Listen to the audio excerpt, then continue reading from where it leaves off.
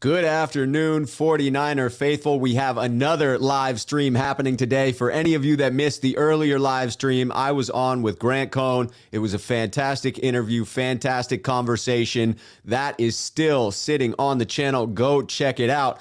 This show, as always on Thursdays, is the Sneakerhead Call-In Show. The Sneakerhead Call-In Show is reserved for members of the Sneakerhead community to come in and be a part of the chat, a part of the dialogue. We will definitely get this thing kicking in just a moment. I just want to let you know, if you are a sneakerhead, that you can go over to the community tab of my YouTube page.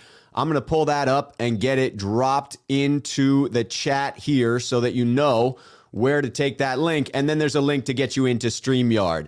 Right now, we are going to kick this thing off with Sean951 Niners coming in to talk about this upcoming matchup against the Dallas Cowboys. As I do, Javier, see one of our sneakerheads here in the chat saying, "Hey fellas, I'm coming to hit the like button. Can't stay though. My son has his first dental work done today and he's a little sleepy still, but I'll be back to check the show later tonight." I bet he is saying some interesting things at the moment, being a little drugged up. I can still think back to that clip of that one kid in the car who is just talking nonsense coming off of the anesthesia, as we all do.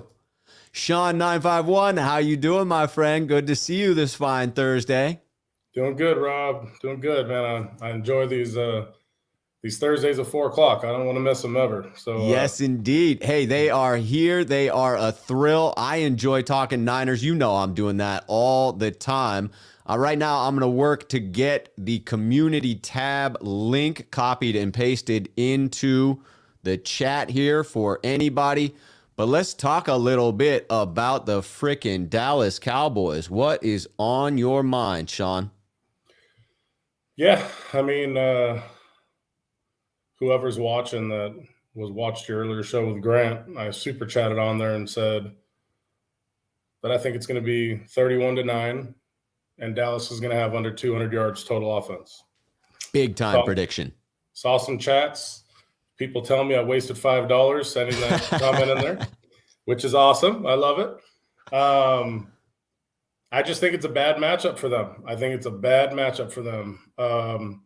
We're a bad matchup for anybody, but particularly Dallas over anybody else left in the NFC.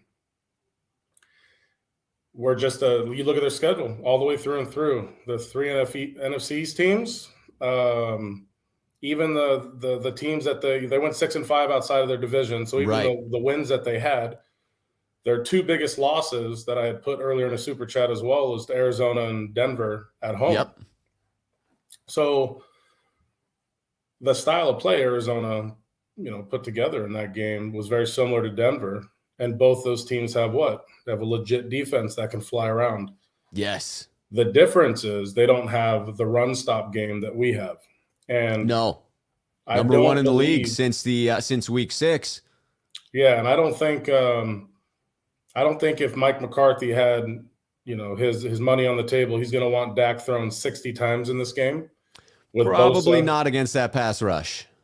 Yeah, and so, but we're going to make them one-dimensional. It's just the way it's going to be. Zeke, hey, I mean, look, I'm wearing Ohio State right here for my wife. She went there 4 years and coached there 4 years. Which I'm a Notre Dame guy, by the way. Joe Montana, that's where it all started. But telling you. But no, so, the one thing with Dak and the way this offense performs, they need to have the running game. I think they average about 120 yards a game. But again, if you look at where their yards come from, their yards come when they're ahead. Their yards come, when they're 2nd and 2s. They're not the traditional like us, get 6 yards a clip every single time we hand the ball off in our unique offense. Right. I don't think there's going to be anything they're going to show our defensive line or front seven that's going to be anything exotic. They haven't done it all year. I don't think it's going to magically come out this game. They're going to be who they are. And I think, again, call me out next week, but I feel like it's going to be 3rd and long every single drive for them. I think there's going to be a lot of 3-and-outs. Now, if Dak plays out of his skull and plays like Stafford did in the first half against us Sunday, right? I'm not like I said, I'm not a genie in a bottle guy. Then good for Dak. If he Right. does that, that's great. But the one thing I can say that I don't believe really any team has on us, period, in the NFL, that no one talks about, is the adjustments D'Amico Ryans makes drive by drive, not necessarily halftime like most teams. Sure. Drive by drive. It's very rare you see someone duplicate the same play on us in a game. And I really think that if they have any success, they're going to figure it out. And again, I think they'll get 3 field goals. And unless Jimmy throws a pick six, or unless, something crazy happens, a punt return, kick return, those unforeseen special teams scenarios that, as we know, our special teams bottom in the league, I really see pure domination. And to be honest, I really think it's all going to start with not even the team. I think it's going to start with 35 or 40,000 49er fans in that stadium. Yes, it is going to be a sea of red. I was there in 2014 where we had that game that was a sea of red. The Niners jumped out early in that one. I think Eric Reed had 2 picks in the first quarter. I was there with my buddy who is a Cowboys fan. I can tell you how sweet it was not to have to hear him chirping in my ear. I'm a pretty gracious winner. When my team is up, I don't talk trash because I don't like people talking trash to me when my team is down. I get down in the dumps. It's very painful to then have someone chirping in your ear. So I'm respectful in that way, but it saved me from having to hear it from him because I would have. He's a loud talker. He is the guy that will absolutely let you hear it when your team is down. So I have added motivation going into this weekend's game. I'm going to be ignoring his text to begin with, but my hope is I can send one gracious text at the end, good game, and mean it with a smile. So are you predicting domination, clearly predicting domination, 49ers defense of the Cowboys offense? Are you predicting domination on the other side of the ball as well? Do you think the 49ers will move the ball at will against the Dallas Cowboys defense? Well, I mean, we can just look at recent history, the way that we play ball on offense. I mean, Yeah. Are we good for a 3 and out every once in a while? Sure, everybody's good for that. But unless Dallas's D-line shows up to play big man football, and assuming Trent Williams can make it through with that elbow issue he has, I guess he's going to wear a brace in this game. If we just play our game, it doesn't matter how good the other team is. We may not have 100 yards going into halftime, but then we do the Rams game, 90 in the third quarter. We just know how to make adjustments offensively with Shanahan at halftime, and we understand that it's a 60-minute game. A lot of teams get pressure, right? They think, oh my gosh, there's 2 3 and outs, or we haven't scored. We're down 7-0. They panic. That's not what the 49ers do, honestly, historically, even if you go back to Harbaugh in the Super Bowl, or if you go back to Harbaugh against Atlanta. It's been that way with our organization. There's just not panic in the way that we operate. I mean, who cares if we're down? Sure. We don't have a quarterback that we're going to have throw 40, 50 times to get us out of a hole. We just have to play our game, let our best players get the ball in their hand. And what we've done really good is we haven't fumbled. Jimmy's thrown picks. Jimmy throws picks, but we all know that he's good for 1 a game, maybe 2, whatever. Absolutely. It may be. He's a 2-to-1 TD to interception guy. Yeah, and I mean, as long as he throws them at, and it doesn't create points for the other team, then to me, I just waste those out the wayside. It's just kind of what comes with the experience. Sure. But I really believe in a 4-quarter game, our defense is going to get us some turnovers, whether it be fumble, interception, or turnover on downs.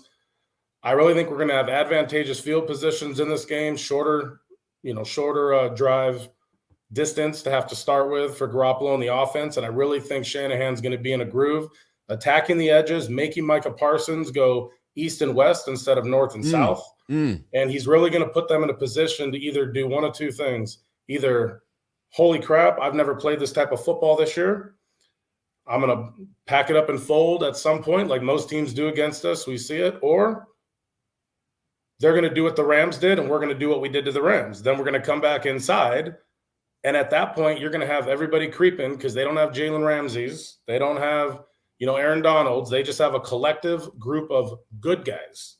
There is no one great. Someone can say. And Diggs, who is giving up significant yards, but picking off passes at an alarming rate. Yes, he's a ball hawk, but again, that's Jimmy. If Jimmy puts it in to where it can be caught, then it is what it is. Yep. But that's the narrative going into every game, right? It's like you Yes. just know what's going to happen. I mean, Jimmy's going to have that one or two or whatever goes on in his head, and he just throws it up in the air like he did to Kittle, like he did to Taylor Rapp. But at the end of the day, we also have to cut him a little bit of slack. I mean, he's got the thumb still. I mean, so Yeah. he played courageous beyond belief. I mean, like I said after that game, pure heart, determination, grit. So I'm glad I'm riding with him. I'm done. I'm done talking Lance now because it's one and done every game. Right. So we're riding with him. You know what I'm saying? We are riding with Jimmy at this point, no doubt. But I think you hit on something, and people are hitting it in the chat as well. Tastes like chicken. Ray Lewis said we got the best defense heading into the playoffs. I mean, that fires me up. Ray Lewis is a great talent evaluator when it comes to physical style of defensive play. I've watched him on the HBO Real Sports or NFL Live, whatever it is, that used to be on Showtime and now is on some streaming service. I can't find it for the life of me. But I may have to go pay for that streaming service just to hear him say this very thing, because that fires me up. Chris Royal, who is down in the chat, going to need to go to Chris in just 1 second here. Dallas hasn't played a defense quite like ours. We will stop the run very efficiently. They won't hit 100 yards. Is that pretty similar to what you're seeing as well there, Sean? Well, yeah. I mean, you bring it. I mean, this is about 100 yards. I mean, to me, whether it's 99 or it's 49, Dallas is not going to, in my opinion, Dallas is not going to have the ball long enough. I also mentioned earlier, when I said TOP, you said time of possession. Oh, time of possession in the super chat earlier. Yeah. Earlier. I missed that. I see it similar as the Rams' first game from a time of possession perspective, because in order for Dallas to keep up in time of possession, literally Dak will have to make every single third down throw for a first down, which I assume are going to be all 3rd and 7s or longer. So if he's good enough to do that, good. That's like, Brady Manning or anybody else. Like, good for you if you can make that happen. But we're going to force you to have to do that. That makes sense. I mean, if we can get them into those 3rd and longs, our defensive line can eat. We can get after Dak, and we can force him to commit some of those turnovers, because he's not a turnover guy. He's only got 10 interceptions on the year, almost a 4-to-1 ratio of touchdowns to interceptions. Pretty impressive. And then he has lost, I think, 9 fumbles, but the offense has recovered 6 of those. So we need to hope that when we get there and have that vaunted sack fumble, that someone else is there to jump on it, because we need to capitalize on that for sure. Sean, do you mind? I'm going to go over to Chris, and then if you're still here when we wrap up, I'll come back over. We will keep rapping. How's that sound? You got it, bud. I'll be here. All right, fantastic. I will see you in a minute. Chris coming in. What's up, Chris? How you doing, man? I'm doing pretty well. How are you? I'm doing fantastic. I am doing better the closer we get to Sunday. That's for sure, man. I am hyped about this matchup. My hatred for the Cowboys used to be alive and well. After the 94 season, when Dion left, I had my Jerry Rice 101 shirt that was the celebratory shirt that had him catching his 101st touchdown at Candlestick. And on the back of it, I wrote in big blue letters, FUC, you know what, Dion, and just wore that proudly to every game, because I was furious that he would have left our team and gone to our hated rivals. Since then, my hatred of Dallas has numbed a bit, but it's coming back to life this week. I'm telling you, the disdain is rising to the surface. Yeah, definitely. I think we've kind of gotten away from the rivalry with the Cowboys over the last 10 years or so. But I was born in 82, so I remember really, really despising either the Cowboys or the Packers. Yes. There wasn't a whole lot of a Seahawk thing going on or anything like that. So it was just those two teams that you really just, if you could beat them, that's where it was at. Yes. Yeah, that made all the difference. Unfortunately, with Green Bay in the late 90s, we just were never able to crest that hill. So maybe that was a more frustrating period of time. But those epic matchups with the Cowboys stick out in my memory because of the fact that we had those losses earlier on in the 90s that stuck with me, and then were able to crest the hill on January 15th of 1995 to end that 94 season and just beat up on Dallas. Eric Davis with the pick six. I've been seeing those highlights coming around because of this week, and I've been enjoying watching them. Yeah, absolutely. Um, I agree to a certain extent on with what Sean was saying. Yeah. I don't know if we're going to blow the Cowboys out, but I do think we can win by 10 to probably 10 to 14 points Okay. as So long that's a as pretty we. healthy margin of victory as well. Yeah, I think really what we need to do is, kind of run it back to the same game plan we had for the Packers in the divisional round back in 2019, Okay. and really just keep them on the sideline. Keep their offense off the field because Yeah. they do got a high-powered offense. I don't think their rush game will be anything really. I don't see either of their running backs breaking 50 yards. I like that I think prediction. we I'm a just. little worried about Pollard because of his home run ability, but I agree in keeping Zeke in check. I do. Yeah, I mean, I think we've played so good as far as the rush goes this season that I mean we've only given up a couple 100-yard rushers, and it was in the beginning part of the season. So um, I think we'll be good at stopping them. But I think really we just need Jimmy to make mistake-free football, keep the ball, maybe throw no more than 10 to 15 times, and just run it down their throat. A lot of their linebackers over pursue the line. So, I mean, it opens up right up the center of the field where we're really good at running. Yeah. Um, I watched some highlights and went over the Cardinals game that they played, and that's where they were hitting them with the rushing, it's just right up the center. And I think Yes. I think Mitchell just lives in that zone. So I think it bodes really well for us. Yeah, you could see that setting up well for the 49ers. How do you see the 49ers defense attempting to contain the Dallas Cowboys? Obviously, three pretty solid wide receivers, certainly in CeeDee Lamb and Amari Cooper. And it seems Cedric Wilson coming on as of late, a talented, if only above average tight end. But Schultz has over 800 yards receiving for a guy that wasn't penciled in to be the starter at the beginning of the year, I believe. That's pretty impressive. And then obviously the two backs. Do you see us getting to Dak, or do you think that we have to rely on our newly found cornerback duo? We're definitely going to have to pressure Dak. I mean, he's a great quarterback, but he's a lot like Rodgers in that aspect. When you start hitting him, he starts making bad mistakes, and Yeah. so we're really going to need our line to, pressure him as much as possible. I think it's going to be a lot like, the Cincinnati game. They Okay. have a lot of receivers, so they're going to get their yards. Yeah. It's just, Yeah, that's fair.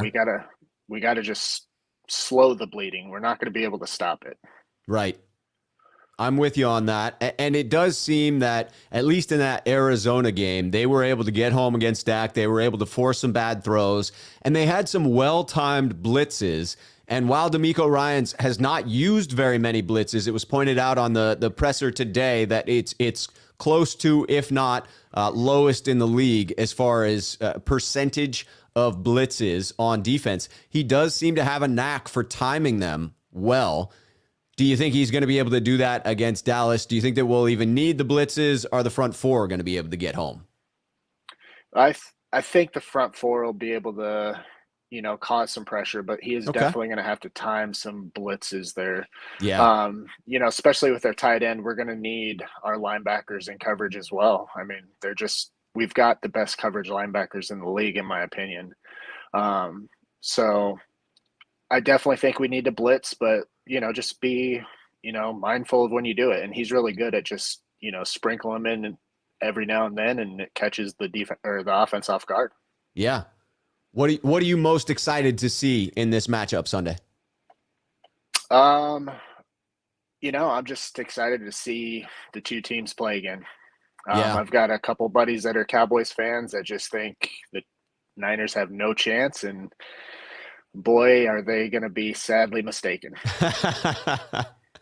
It is going to be a lot of trash talk back and forth between those old forgotten friends, right? That may not have been trash talking each other a whole lot recently because there haven't been the matchups. but we're going to rekindle some of that disdain. It is going to bubble back up to the surface. Like I said, I will probably have to mute the conversation from my one buddy who is a Texas Dallas fan, but I hope to be able to reach out at the end and lay a little something on him gracefully, very gracefully and tastefully. Yeah. Well, I mean, if it plays out how Sean has it seeing, you won't hear much from him, I guarantee No, it. that's true. That's true. If they jump up early, there will not be much chirping at all. Very cool. But yeah, I think we win by at least 10 points. My thought was 24-14. I love it. 24-14. I think that's solid. That has the defense all over them in a game where you're attempting to maximize time of possession. Getting 3 scores, that's reasonable. You're looking at some long drives there, some multiple punts by each team. That sets up as a nice game and one that doesn't come down to the absolute wire. I just don't want this one to be within 1 score because then I get my palpitations and things get ugly in that way. Yeah, it's not good for the heart, that's for sure. It is not at all. And I am attempting to be better on myself, relieving some of that stress. Whoosah, get the meditation going, feeling good. And I want to keep that rolling in through Sunday. Awesome. Well, I appreciate it. Yeah, absolutely. A pleasure having you on here, Chris. I got William Bennett sitting down on the waiting board. I'm going to head down there, but if you got anything further you want to chat about, feel free to hang out. I'd be making the rotation back around for the rest of the hour, but I appreciate you being on as always, Chris. Awesome. Thank you, sir. All right.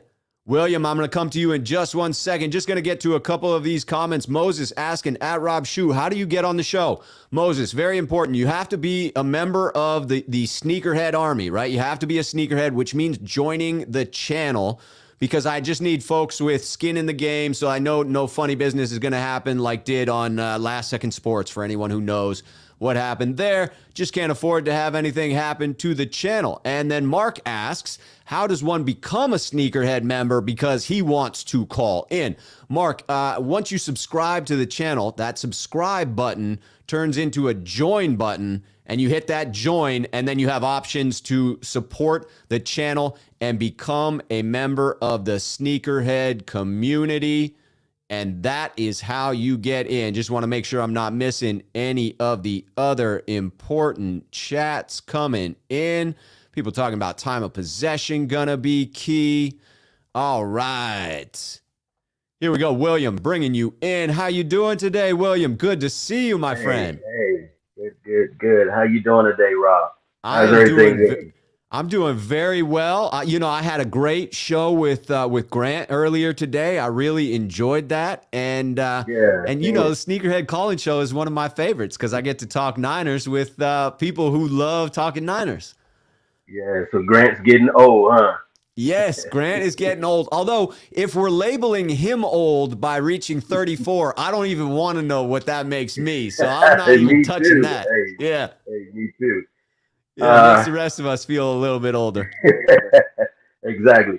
First, I want to start off with the cup has arrived. My man. I love it. But I mean, the game against the Rams, I'm going to keep it real. I'm going to keep it 100. By half, I was calling for Trey Lance. I was like, oh. A lot of people. And it wasn't that I thought Jimmy was just so bad. I just thought he was trying to play off that injury too hard. You want something so much, but you just can't perform it. And when he fumbled that ball, I'm like, he can't even hold the ball. I'm like, it didn't take much to knock that out, right? And then when he threw the pass over the DB, and it was so wobbly, and I was like, come on, he can't grip the ball. But hey, I tell you, if you can't give Jimmy any respect out of his tenure here, man, that was an epic game by Jimmy. It was like a story tale, so many storylines in that game. The hurt quarterback fights back through injury. to win the game and launches his team into the playoffs. It was like watching the Pittsburgh game where they thought it was Ben's last game. Yeah. And Yeah. I was All just that like, emotion. oh, it was a lot of emotion. I'm telling you, I couldn't breathe that whole game. My chest was like sitting on my lap. Yeah, me too. But hey, man, you got to give the kudos out to the team. Man, when I say that was an epic, epic, epic win that will go down in the history of the 49ers, that was that game. Yes, it That was was. that game. It showed so much heart from the team. The idea that they got down like that and didn't quit. I mean, can you think of any other team in the league that wouldn't have just folded up shop at that point? To me, it was the epitome of this season's 49ers team being down, 3-5 at the beginning of the year, looking like this thing was spinning out of control, and then flipping the season around and going 7-2 down the stretch, being the team that nobody wants to play in the playoffs. It showed heart, it showed resilience, and that gets me fired up about a team like that because they're never out of it. Hey, man, that's why I love my Niners, man. But I tell you, I was watching the Hard Knocks not probably about 2 hours ago of the last game for the Colts or the in season. Yeah, that Hard in Knocks. season Hard Knocks on the Colts. Yeah, and to watch how sad they were. Like we done beat some of the top quarterbacks of the top teams, and to lose it to the Jaguars. You know what I'm saying? And your season is like now over. And I was just like, yep. that could have been us last week, like real live. But my only thing with this Cowboy game, because my sister, she's a diehard Cowboy fan. Oh, blood in the family. Like, oh, my mother's a Washington football team fan, so we can't. Wow. All over the place. None of the three of us can't even talk football. We can't watch football together. That's great.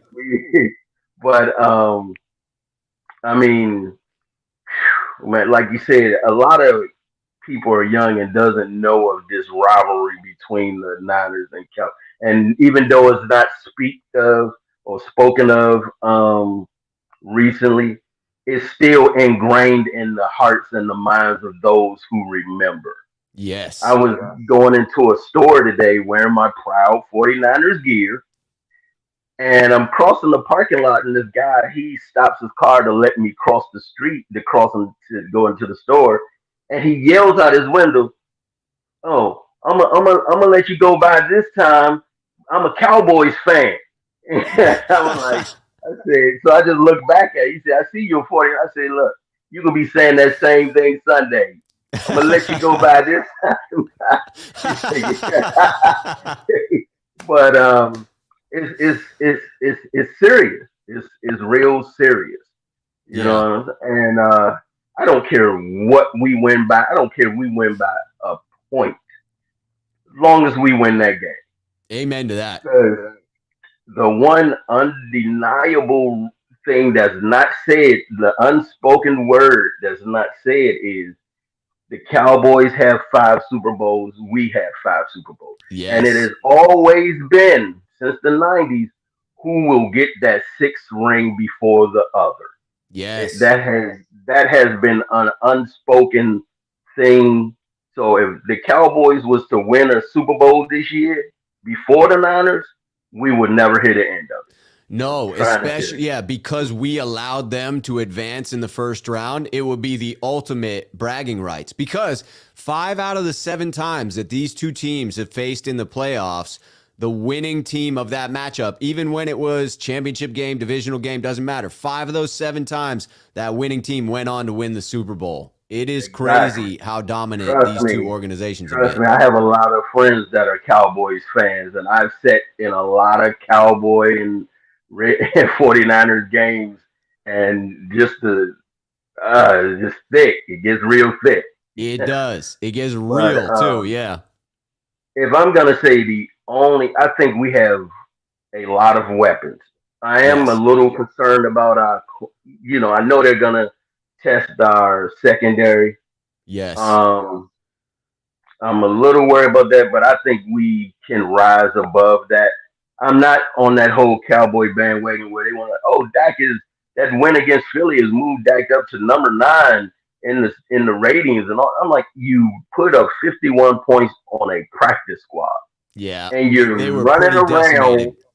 glorifying this as if you really beat somebody. You beat their practice squad. You're supposed to put 51 points up, and you kept your starters in the game almost the whole entire game. I don't Yeah, know I what wonder that about did that for their strategy. ego. I don't know what that did for their ego, and if they needed to get that brush across the brow. But we're not Philly. No. And then a lot of people say, "Oh well, the Cowboys beat Philly and put up 51 points on them. The Niners beat Philly and only beat them by like what 14 so points or whatever." I'm Yeah, like, you gotta understand something. We played. It was the beginning of the season, and we actually played their starters, right. not their not their practice squad. So it makes a difference. It does. And And once a game starts to steamroll like that, once you're down by 20 something, like it gets out of hand. Players stop playing as hard. Once you have racked up X number of points, getting 10, 20 more than that isn't as impressive because you're just beating up on exactly, a exactly. bruised And opponent. Philly didn't. And when they made the decision to sit their starters, they basically and knew Dallas was going to start theirs. They basically knew they were not going to win that game. Yeah. They was like, look, we're just trying to make it competitive. Yep. If we can't do that, then oh well. Right. We in the playoffs. We're not Right. tripping. Hey, William, hold that um, thought. I'm going to bring in this super chat real quick. We sure, got sure. Flav coming in. I hate how the national media is on the Niners. Seems too predictable to happen now. Do you think it's genuine or they are instructed to take a specific side by the producers for ratings or revenue, etc.? That's an interesting way to ask it. I think that most of the announcers are choosing for themselves. I don't think any program is dictating who they should select or who they should prop up. But I also believe those announcers are making their choices based off of what they think is going to get the best ratings, right? They want a good storyline. They want to be able to talk it up. And I think the Niners are the better story right now, to be the resurgent team, to be the team that's clicking on all cylinders. Not to say that the Cowboys aren't, because they've been pretty good over their last 6-game stretch as well. But the Niners have been the media darlings, and they just came off beating the Rams, which, to your point, William, is significantly more impressive than beating the Eagles. I mean, yeah, and like you said, you have a lot of these announcers. Not only are they going for clickbait, they just looking for ratings, but a lot of them, you gotta understand, are from that era. So a lot of them, even though you can say, "Hey, I'm professional," a lot of them have already made who they're actually pulling for to win this game. Right, So um, that's what I think it all is. Just like you see with what's his name, Skip Bayless and Shannon Sharp, and the right. whole soda thing. You know what I'm saying? When he's yelling, "Oh my Cowboys," and yeah, it's all clean. Yeah, But the only other thing that concerns me, and don't get me wrong, and I think Jimmy is a great quarterback. He will go to another team. He will start wherever he goes, and he's yep. gonna be good for him. He's gonna be good for him. But the thing that worries me about Jimmy in this game, and I hope I'm wrong, is I looked at the season of Jimmy, and Jimmy can drive the ball and make these comebacks. And as we all know, a lot of these comebacks come from off of Jimmy making mistakes. Sure. There But are times where his mistakes early cost the team, and then we're coming back. Sure. right, but it seems, and I take it all the way back to the Green Bay game, and whichever game that you would like to pull out of your hat. Jimmy can make these drives and get down to the end zone and has the chance to put the game away and always ends up not sealing the deal. We Mm. always end up get like the to the goal line and can't get the ball in. And that concerns me. Going into the playoffs, you got to be able to seal the deal. You can't be like, oh, well, we'll kick it and see if our defense can stop them. No, we were blessed that AB finally had enough reps to where he was able to save the season. Yeah. But come on, they was like, look, we're gonna target that kid. That's Odell Beckham. Just throw it deep. That was disrespect. I'm like, come on. So Jimmy, and with that also it's scary because when you see had Cal tell Jimmy to throw that ball to Kittle and just go for the kick, that's telling me Cal doesn't have a lot of trust in Jimmy. I know he may say, "Yeah, I'm proud of he," but that doesn't show a lot of trust Yeah. No, that I mean, he I didn't think even make Kyle an does. attempt in the end zone. Yeah, he does manage Jimmy in that regard. He does have a trust issue, and I took that away from. Again, I reference this interview all the time because I'm a huge Steve Young fan, and I love the Matt Mayoko interview that he did of Steve Young. But he talked about that the damaged level of trust that exists, and Shanahan's inability to truly pounce on weaknesses he smells in the defense with Jimmy Garoppolo. So if we had to boil it down so I can get, rolling in the rotation, Right, what right. is your take on Sunday? How do you think this one's breaking out? I think we will win the game. Um, I think we're gonna win it by maybe 10 points. I don't think it's gonna be a blowout like some people think it may be. Sure. I think we're probably But gonna 10's win it pretty by good. I 10 mean, 10's points. a solid victory. Right. I think we'll win it by 10 points just because we have so many weapons. Just so many weapons. Um, and just and I think we're gonna and just run the ball. Now let me Yeah. ask you this real fast. Yeah. I was looking at a report to where they were saying that Elijah Mitchell didn't practice Yes, the because of his first the knee. first practice of the week was rest. It's still his knee, Okay. it's same issue that he's been dealing. I think it's much more of a maintenance issue than anything else. Nothing new. No, I hope Cal. I mean, I want Cal to run him, but be smart on the runs. Yeah. Like if it's something like manageable, like 2 yards or something like that, put Jeff Wilson Jr. in there. Put Oh, I is agree. You Have got to Trey be able to Sermon doing take it. advantage of Don't Jeff Wilson yeah, Jr. through don't in just between the tackles. don't just have Elijah out there for something that we should be able to pick up no matter which back we have. Yeah, You know what I'm saying? Keep them fresh. We got a long playoffs to go, and I'm we with trying you. to do it. I'm But I with ain't you. gonna hold you up. I know other people are trying to get in. Appreciate you. Appreciate the channel. Appreciate the sneakerheads. And let's go Niners. Heck yeah, William. Appreciate you, man. Thank you for coming in. Always a pleasure to talk to you, my man. Enjoy. Cheers. All right. Hey, enjoy Sunday, my friend. Hey, you too, sir. All right. Hey, to Andre Moore, I saw you pop in, but we're just there for a moment. Oh, yeah, looks like this right here. At Rob Schuh tried to connect in. However, the internet connection is not that hot. On an island in the Great Barrier Reef. Andre partying like it's 1999. What's up? How can the rest of us get out there to the Great Barrier Reef? That's what I want to know. Go Niners, he says. I got the W for all us fans. Get the W for all us fans. Yes, indeed. Milf Hunter coming in just to drop some kindness. Rob is a beast. 2 shows in one day. This and with Cone. I appreciate it. And Flav coming back in. Flav, much appreciated. My distrustful side feels like media is trying to set up a bigger storyline of Cowboys are actually legit because they beat the team nobody wanted to get. Tell me I'm crazy and media has no bearing.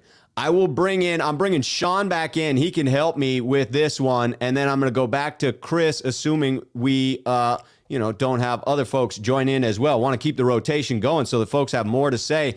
They can do just that during this hour. What I would say is I take Michael Irvin at his word where he says that he did not want to play the 49ers right away, that he wished the Niners had gone on to play someone else like the Rams, the Cardinals, and then the Tampa Bay Bucks or the Green Bay Packers to knock off a couple of other players before these two teams came together later in the playoffs after having knocked other people off. I don't think anyone's blowing smoke there. I think the 49ers are the hottest team in the league, and the Cowboys are pretty close behind them. So this sets up to be an epic matchup, and I do think the media is playing that up. They are grabbing that headline and running with it.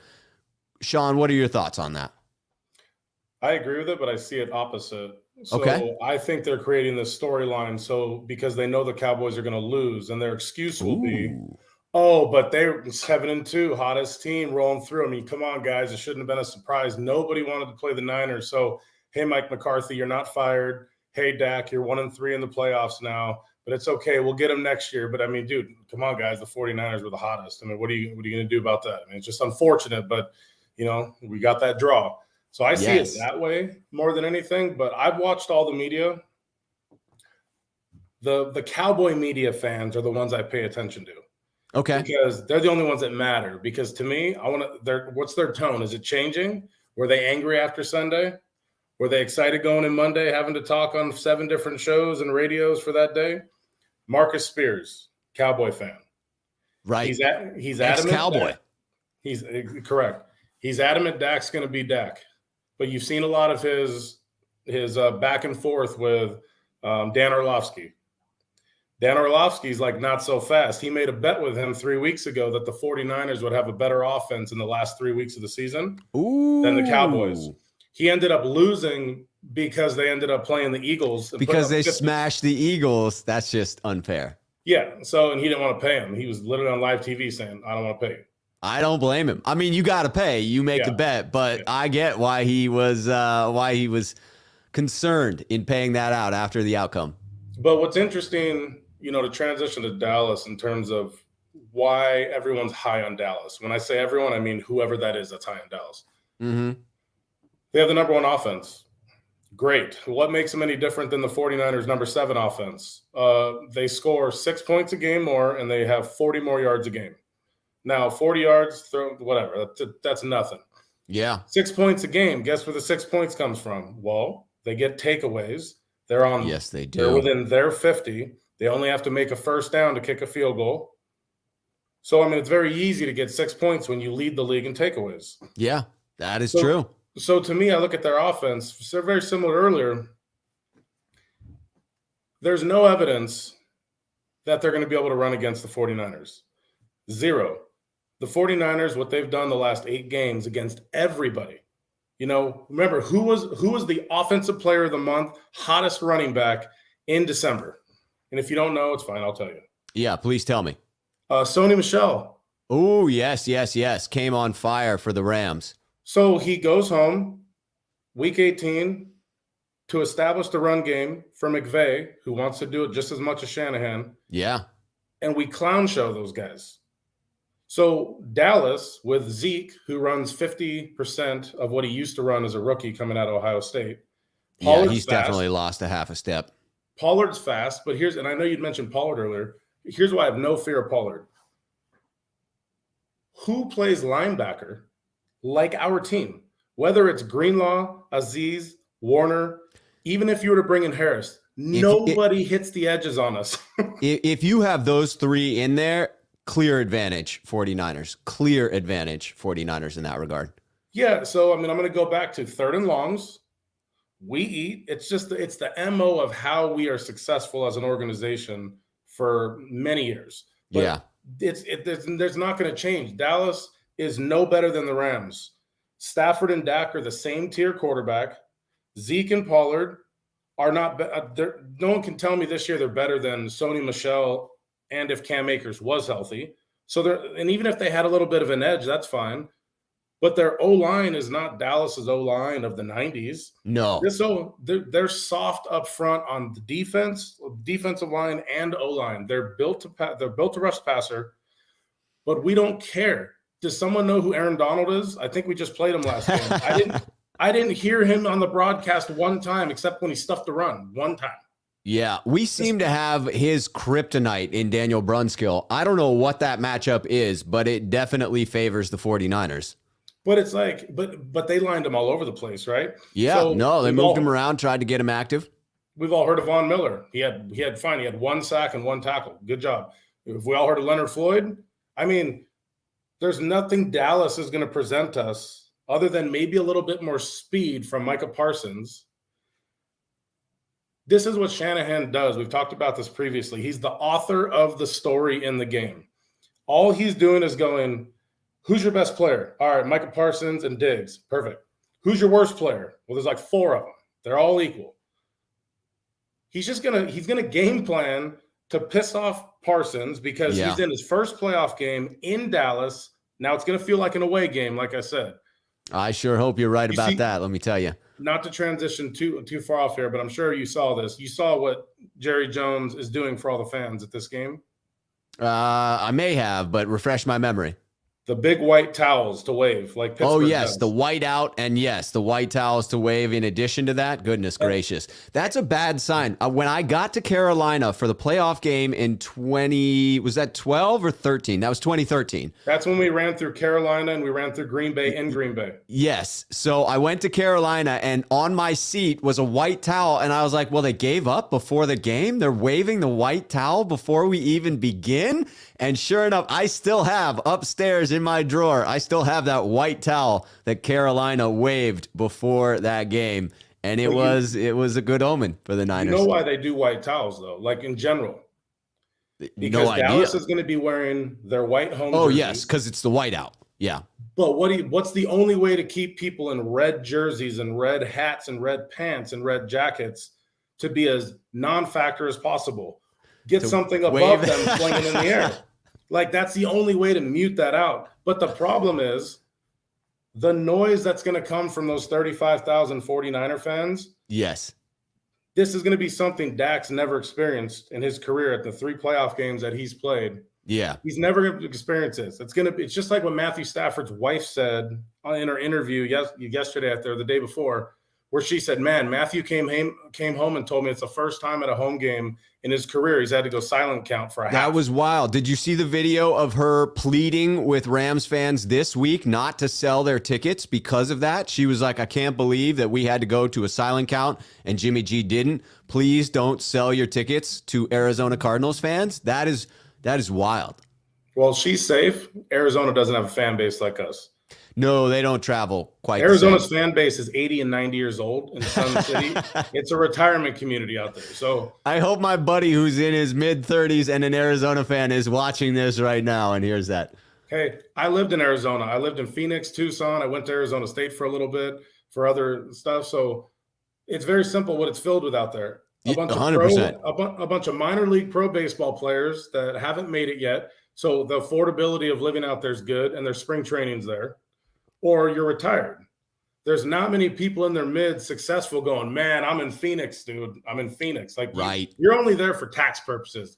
You're not there because you're bragging about being in Phoenix. Tax or retirement / I'm getting old and I need some warm weather. Yeah. So, but going back to Dallas, so this is where my 31-9 comes from. This is where my 200 yards comes from. And let's see it. And I'm not going to predict Dak throws 3 picks, 4 picks, whatever, but if what I say comes to fruition, the reason it will also be that lopsided is they're going to be going for it on 4th down because they're going to have pressure. You imagine Mike McCarthy right now, Jerry Jones, you have the 49ers in your house.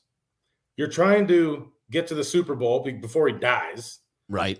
And he's like, dude, McCarthy, you're 12-5. You have best offense. I've given you all these guys you wanted. Dan Quinn I brought in. You just got one and done by the 49ers, that wild card team, number 6 seed. There's going to be pressure like no other on Mike McCarthy, and Dak making $75 million this year. The fans, the media, you watch Monday, Tuesday, Wednesday, you won't see anything about 49ers. It's going to be Dallas being trashed, just being obliterated, which we're good with. We like that. But everybody knows in the media, like, you know how it is, right? So do you have any kids, Rob? No kids. So, you set them up. So in case they prove you wrong, you have an alibi. You're like, hey, you know what? I warned you, kind of, remember? Right. That's what the media is doing. The media, in their minds, they know, dude, San Francisco is a 3-point dog. That means you're a 0-point dog. That's an even money game. It's a pick 'em game, flip of a coin, Shanahan versus McCarthy. Jimmy G just did what he did that everybody saw on Sunday, if Jimmy G didn't have that Tennessee game, we would be a favorite in this game. I think that's a fair statement. I do think that if we had ended down the stretch basically on an unstoppable run, that, yeah, we'd be favored in this one. And you know why? Because we wouldn't have had to play last weekend for anything. Right. That wouldn't have meant anything. We'd be riding high coming into the playoffs, 8-1 in our last 9. Yeah. But that's the part that the media sees. And the good thing about 2021 media, it's different than even the media 5 years ago. They're firing all the people that have never played sports. They get to do, unless you're Colin Cowherd with your podcast and all that stuff. Yeah. It's all players. It's all former players. That's what's on every set. And then you have one host. They only want players' opinions. Yeah. And that's why when it comes to them putting out the 49ers as, hey, watch out, they're the worst. You don't want to play this team, et cetera, et cetera. They played against teams like the 49ers. Yeah. So they're telling you, I didn't want to play them. So I know you in the soft NFL don't want to play that team because they're not allowing for personal fouls because they're just pushing you on your back and punking you play after play after play after play. And guess what? They heard about it in week 10 in the Rams game. These guys they don't forget this. What do? 18-play drive. We go to Jacksonville, 16-play drive. Time of possession killers, running all over the place. This is the narrative around the NFL. Once the Niners got in, it was WTF. You saw Tom Brady's face when the Niners ended up getting that pick with Ambry Thomas in the game. He didn't go, hell yeah, I'm the number 2 seed. You know what I'm saying? He just damn it. I'd rather have the Saints. Freaking Niners just got in. Oh my God, here we go. This is gonna be this. Here we go. Yeah. Everyone knows throughout the year as we were losing games. Come on, just get there, get out, get those guys out. I don't want to play that 2019 version. They're going to roll through the playoffs. And earlier, William Bennett said, I don't care if we win by 1 point. Right. Well, I'm with him on that. By the way, he comes back in. We'll read this in a second. But he said, I don't care if we win by 1 point. Theoretically, we're 49er fans. I don't care if we win by 1 point. No. But unless the 1 point win is like, we just both play amazing games and it's an epic performance and it's just a field goal, it's over, and everyone's like, unbelievable game. I don't want like the Rams where it's pathetic and then it's amazing. Right. If that's not the case, we can't win by 1 point. We have to go into Green Bay because that's where we play everybody next week, if you don't know. Yep. We have to go into Green Bay with Aaron Rodgers watching the game. They don't play. They're watching this game because he knows Niners have beaten Dallas. He knows it. He wanted to play for us. He knows it. And you know my prediction I do. But I mean, no, we don't 100% go play him. Let's hope that Philly can knock off Tampa Bay. There's a shot. And if that happens, we get to go play an NFC West team, and that would be nice. Okay. I want to play them off a bye and 1 week less cold. Oh, that's a good point. That's a good point. All right, let me bring in William Bennett's comment here. You tell him, Sean, Kittles will go off on Cowgirls. Remember, the Cowgirls are a part of the NFC least. I'm telling you, the trash talking with 49ers fans is reaching a high level. Archie coming in, predicting our receivers will have a big game. Mark my word. Go 49ers. And then Flav coming in. Thanks, fellas. Another thing, Jimmy's numbers in a dome are actually legit. Think it makes up for his weaker arm and no elements. Praying we are here next week talking about should we keep him? LOL. Flav, I am with you 1,000% there.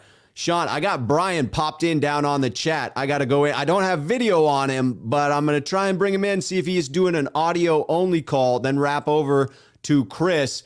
And we'll probably hit the end of the hour there. So any last thoughts on Dallas this weekend? Oh, Brian just dropped off, but I still got to get to Chris in a moment. Hit me with those last thoughts.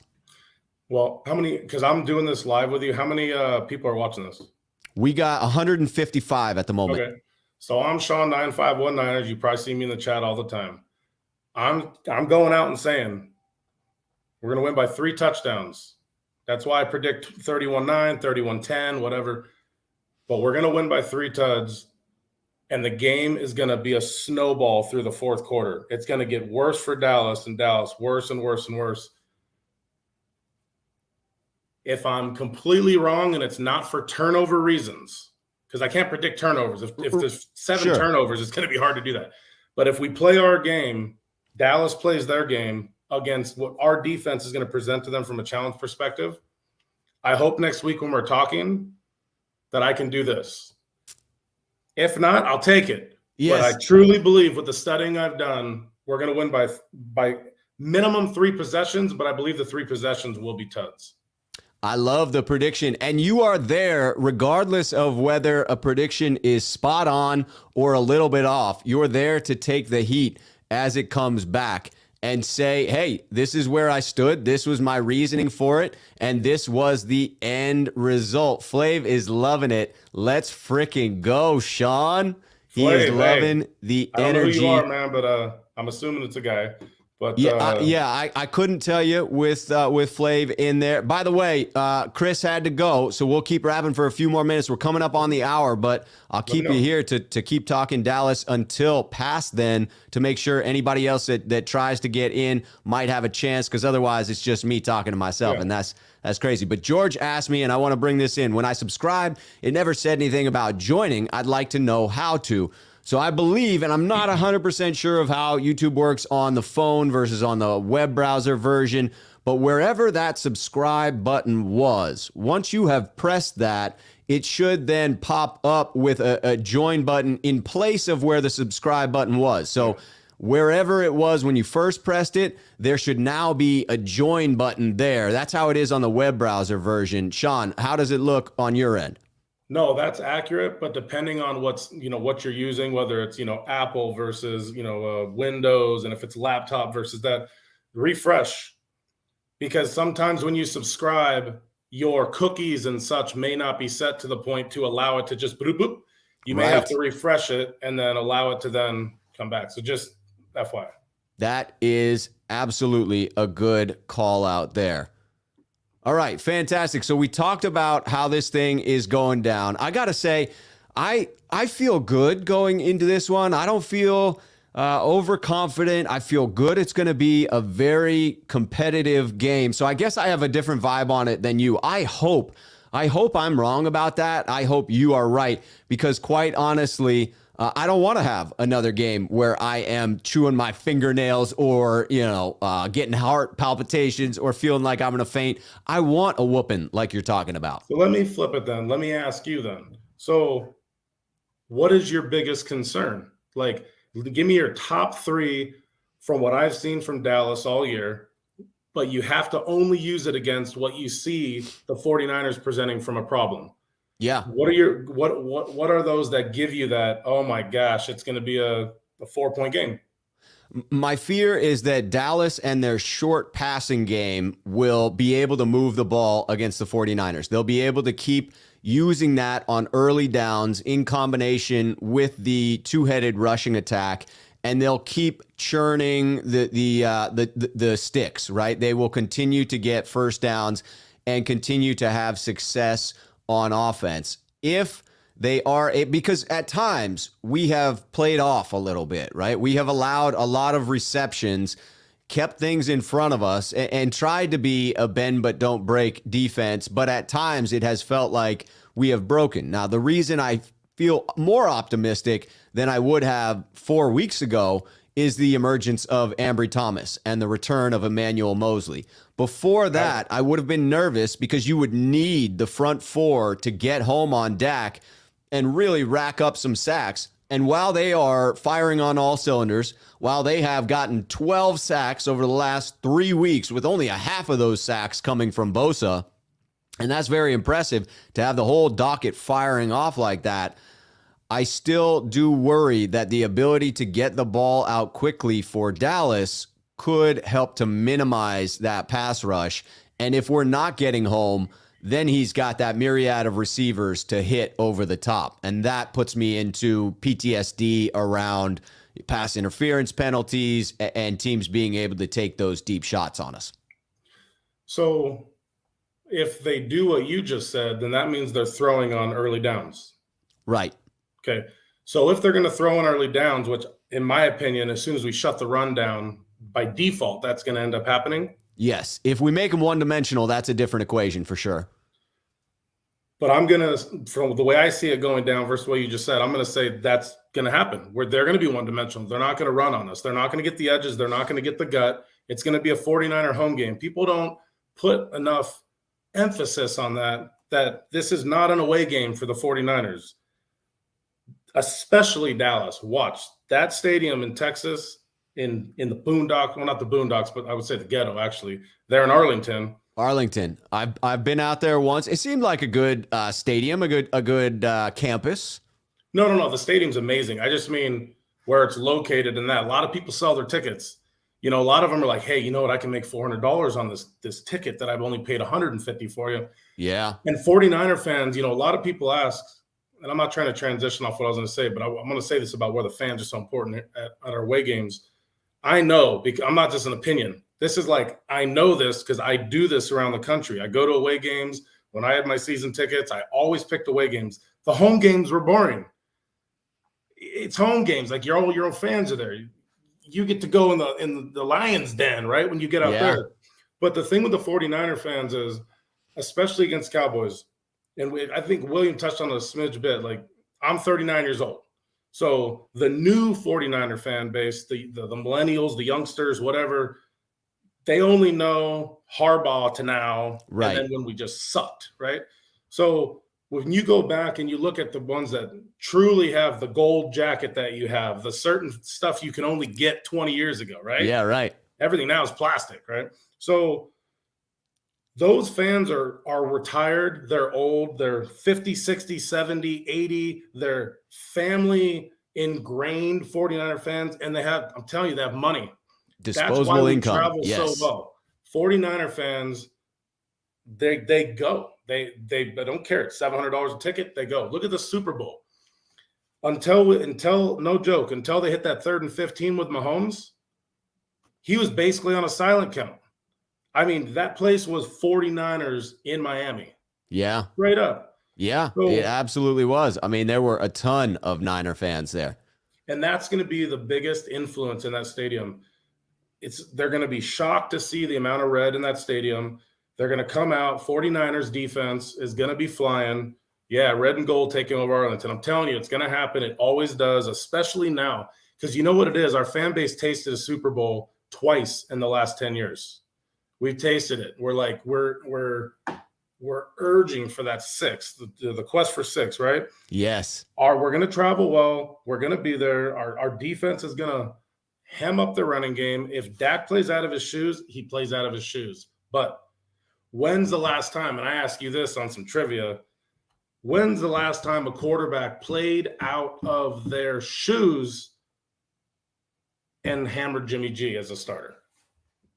Not a running game, not a defense. The quarterback came out. We got on here, or before you had your channel, and you were like, damn, that 31-point ass or butt whooping, that QB is sick. Like, what we going to do? Never. The hardest test Jimmy G ever had was Drew Brees in 19. That was a hell of a test, though. That was a shootout. No question. I was there for that one. That was epic. And we won. We did. And guess what? The same cast of characters, our core team, Tart Ward. I'm going to just go Tart Ward. Yeah. Mosley. Yep. Greenlaw. Warner. Yep. Bosa. Armstead. Yep. DJ Jones. Yeah. They were all a part of Jimmy G's best, most ridiculous games. Now, they've been a part of his worst, but we're focusing on we have to win, so we're going to assume it's going to be good. Those guys have been there. Our offense, other than a couple of linemen, everybody's been in this situation before. We've already been through the pressure of getting to the Super Bowl. We didn't win it, but we got there. Dallas ain't got that. No one on there's got the resume. No, very inexperienced. Amari Cooper's like, hell yeah, I'm in the playoffs. Dak's like, hey, I've been here before, but I'm 1-2. There's not a lot to be said to put Dallas in this echelon position of confidence when we're like, dude, you got to be kidding me. We run all over the place. We got a great defense. We don't care who you are. You can even be up by 17 and we don't care who you are. We did it against Green Bay. A lot of people forget about Green Bay. It's not like Rams was the first time we were down 17. No. Jimmy, who leads the league in 90-yard drives? Mr. Jimmy Garoppolo. Not that we want a 90-yard drive. No, I would rather not have one of those. But the point of it is, if we're in that situation, there's not a Niner fan, unless you just hate Jimmy. Right. There's not a Niner fan that can say, we can't come back. Yeah, like, we've been here before. We've been here before. William Bennett coming in. I said by 10, but I would be happy with 3 touchdowns. And yes, there are a lot of 49ers fans there, and we do travel well. Yes, we do. Well, I'll tell you what, Sean. I mean, we have wrapped past the hour here. I'm going to have to wrap it up and get to my dinner and things of the evening. But I love your confidence on this one. I am not quite as confident in just what the final score will be, but I am feeling very good about the Niners winning this one. But you've inspired me to believe that we can win it handily, Sean. So I appreciate that. Until someone can give me concrete, legit evidence based on what's happened recently and the way that team plays, this ain't the NFC least, as it was said earlier by Flav? Yes. Flav came in. They've not. Look at their other 11 games. I'm telling you, Rob, while you're eating your dinner, your noodles, whatever you're eating, look at their 11 games. Look at who they've lost. Look at who they've beat. Look at the scores of those games. I'm telling you, your confidence level will rise. I hope so. Tune in tomorrow at 12. I will have one of the hosts of the pregame show for the Dallas Cowboys going to be on the channel, and I'm going to ask him these very questions: how they're going to attack the 49ers, what they feel our weaknesses are, what he believes their weaknesses to be. So that could provide a little bit of contrary evidence. Maybe not. Maybe his confidence will not be super high either, but it will give us the other side of the coin. So, Sean, I hope you can tune in tomorrow, and then I'll be live on Grant's channel in the afternoon as well. Sean, it is always a pleasure having you on here, good sir. Without a doubt. I wouldn't miss it, like I say, every week. Hopefully, everyone else there, the 100-plus people or whoever's in there, don't mind seeing my face and listening to me for 30 minutes once a week. Not at all. People love to hear us talking Niners. I will see you next Thursday, and I know you will be here in the chat on all of the programs. Let's do this, Sean. Let's get this W. Yes, sir, man. Have a great Thursday night. Appreciate you. Love y'all, faithful. You too, my friend. You too. All right, I am bringing in Jonathan with one last super chat here. Went on a Cowboy show like this to see what they are saying and to pick a fight. They really think they're going to dominate the line of scrimmage and bully us. It's interesting to view that from the other perspective, to look at another team that is surging within the league, that has had their own pretty impressive run toward the end of the season, and another fan base that is feeling very confident, much like we are, and deservedly so for both fan bases. And to me, it is that fact that both teams have been playing well that leaves me believing that it will be closer than some predict. But I do think that the physical nature of the 49ers absolutely gives us the edge in this one. I do think our rushing attack, especially to the right side of Dallas's offensive line, will be able to get the edge. We will have some explosive run plays. And I think where I'm in agreement with Sean is that the turnovers could really be the story in this one. That as long as the 49ers can hold on to the ball and keep that time of possession rolling, not turn the ball over to the Cowboys, I do think this one favors us. And I hope it favors us by the wide margin that Sean is talking about, because I'm not kidding when I say that I would rather have a game that isn't close so that I do not have to sweat this one out. Like I said, I will be back on this channel tomorrow at 12 noon, bringing on a gentleman from the Dallas pregame show. Very excited to have him on. It is going to be Kyle Humans coming on the program. You can follow him on Twitter. You can go check out the program that he is a part of. Let me get you that information just in case. A part of the Talking Cowboys pregame, postgame official show. Very excited to have him on. Very excited to talk about how he views the Cowboys and this 49ers matchup. What are the strengths and weaknesses? Going to be a good one. Tomorrow at 12 p.m. Pacific Standard Time. Until then, as always, a pleasure talking with the sneakerheads here on this channel. Love the support. If you enjoy the content, please do like the video. Consider subscribing. And if you do want to be a member of the Sneakerhead community, just hit that join button that goes in there once the subscribe button is gone, and you can support the channel. Until tomorrow when I'm back, cheers to you, Niner faithful.